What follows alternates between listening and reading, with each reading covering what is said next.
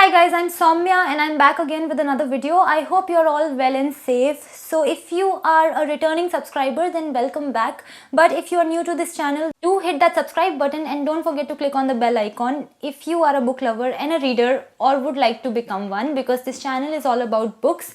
And in today's video, I am going to talk about the books that I read in the month of November, or you can say that this is a November wrap-up video. Let me know in the comment section which all books did you read in November. I will look forward to hearing from you. So let's get started with the video. So the first one is The Thief by Fuminori Nakamura. So this one is a Japanese story, and it's a story about a pickpocket who is very seasoned at what he does. He's able to make wallets disappear and it's like magic. He's very good at stealing wallets and he is completely inconspicuous because he dresses up in a manner that is very sophisticated, so he blends in the crowd pretty easily. So well, his partner in crime from the past, Ishikawa, reappears in his life, and this thief has to take up a job even though he doesn't want to, but he kind of can't refuse it. So the job is to basically tie up an old man and steal the contents of his safe and be done with it. Well, the thief does his job, but the next day this old man is murdered and now this thief is stuck in a trap that he cannot escape from. So that's the premise of the story, and honestly overall I liked this story, but it left me feeling empty towards the end because of what happened. So in that sense, yes, this book did not necessarily give me a good feeling, but on the whole this is a very engaging story and it does have this element of a thriller in it.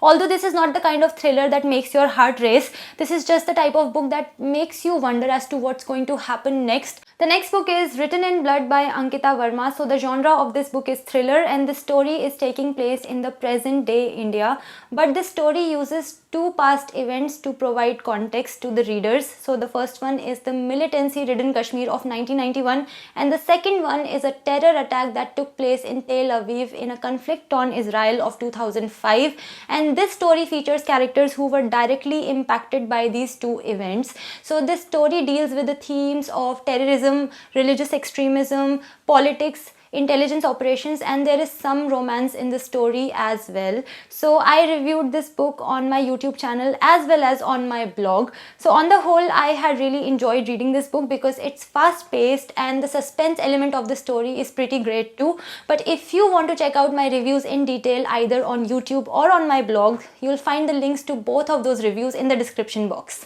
The next one is So Long and Thanks for All the Fish by Douglas Adams. So this is the fourth installment in the Hitchhiker's Guide to the Galaxy series by Douglas Adams. This is a science fiction series and it's absolutely hilarious, and if you are familiar with my channel then you know how much I love and recommend this series. A lot of you have actually read this series or even listened to the audiobooks because of my recommendations and you were not disappointed. So guys, if some of you haven't checked this series out, then please do, you'll love it.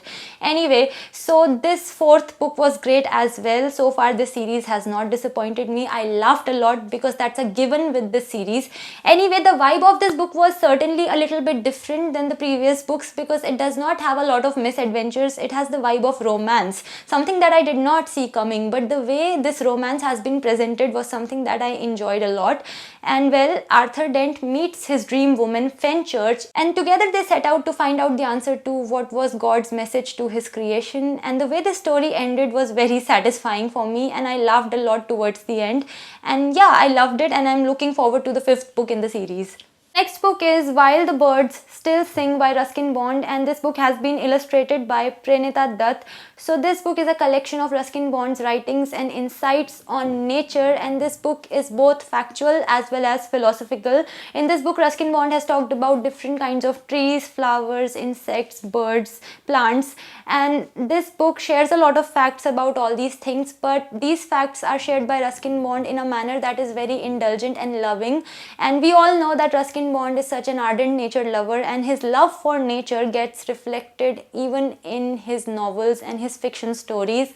So well, I had a great time with this book and anyone who is a nature lover is going to absolutely love this book. In fact, reading this book made me want to go to the mountains, and this book has absolutely gorgeous and breathtaking illustrations that only add to your experience of reading this book.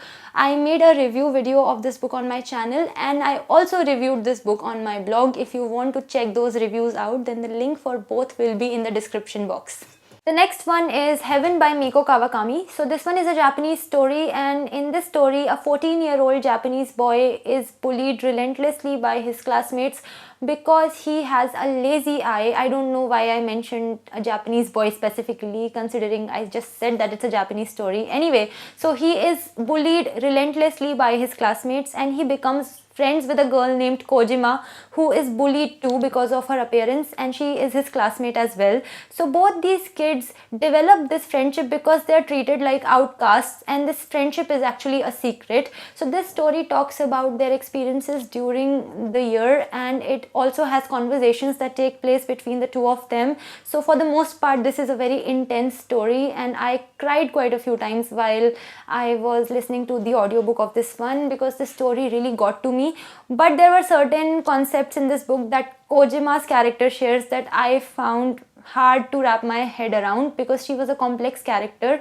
But on the whole, I feel this is a very good story and it's quite engaging as well. But at the same time, I'm not sure if this story is going to be everybody's cup of tea, but I personally liked it.